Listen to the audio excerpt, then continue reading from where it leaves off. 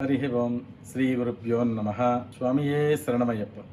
ఈరోజు ఏప్రిల్ 23వ తేదీ గురువారం 2020వ సంవత్సరం. మన శ్రీతత్వమసి సంస్థ ద్వారా పాపిరెడ్డి కాలనీలో ప్రతిరోజు జరుగుతున్న అన్నప్రసాద వితరణ 19వ రోజు.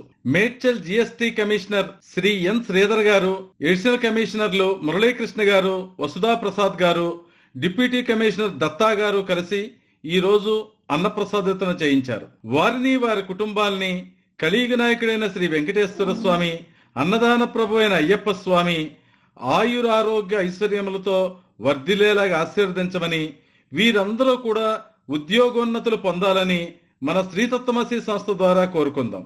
అనంతరం కేఎస్ఆర్ లేఅవుట్ లో ఉన్న 200 మంది వలస కూలీలకు వెంకటేశ్వర దేవాలయ మేనేజర్ శ్రీనివాస గారి చేతుల మీదుగా అన్నప్రసాదం జరిగింది.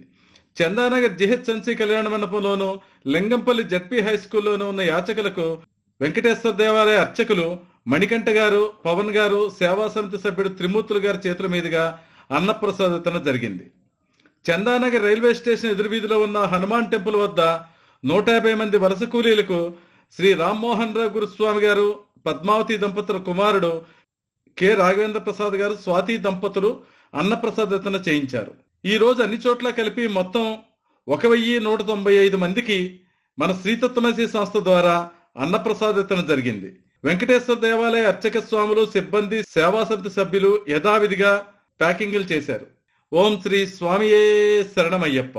అన్నదాన ప్రభువే శరణమయ్యప్ప.